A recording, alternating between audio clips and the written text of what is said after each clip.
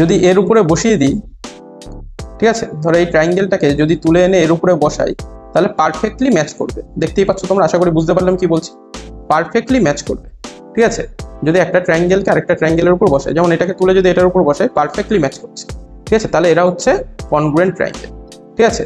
কিন্তু সিমিলারিটির ক্ষেত্রে কিন্তু ব্যাপারটা তাই না। সিমিলারিটি হচ্ছে, ধরো কোনো একটা মডেল তৈরি করা হচ্ছে, কোনো একটা, ধরো আমরা আমাদের স্ট্যাচু অফ ইউনিটি যখন তৈরি করা হয়েছিল, যখন শুনে থাকবে তোমরা, যখন স্ট্যাচু, যে কোনো বড় কোনো মডেল তৈরি, কোনো একটা বড় আর্কিটেক্ট কোনো বিল্ডিং বা কোনো কিছু যখন তৈরি করে, তার আগে তার একটা ছোট মডেল তৈরি করা, যার রেশিও সব কিছু A to Z ওই মডেলের সাথে, মডেলটাকে বলতে পারো যে ওই ডোরেমনের যে বিগ লাইট স্মল লাইট ছিল, মডেলটাকে বিগ লাইট করে দিলে সেম রেশিওতে ওটা বেড়ে গিয়ে যেটা অ্যাকচুয়াল যে বিল্ডিং হোক বা অ্যাকচুয়াল যে স্ট্যাচু হোক সেটার আকার নেয়। তার মানে কি সবকিছু ওটার রেশিওতে সেম থাকবে। এবার ব্যাপারটা কি রেশিও, এটা আমি আস্তে আস্তে রিভিল করছি।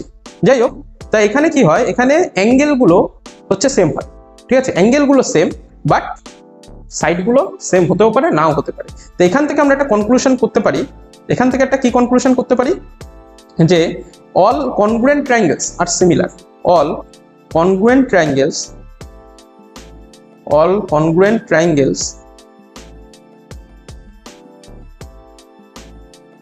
are similar,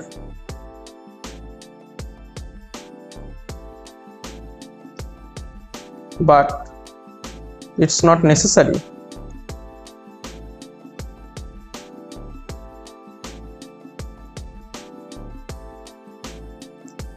all similar triangles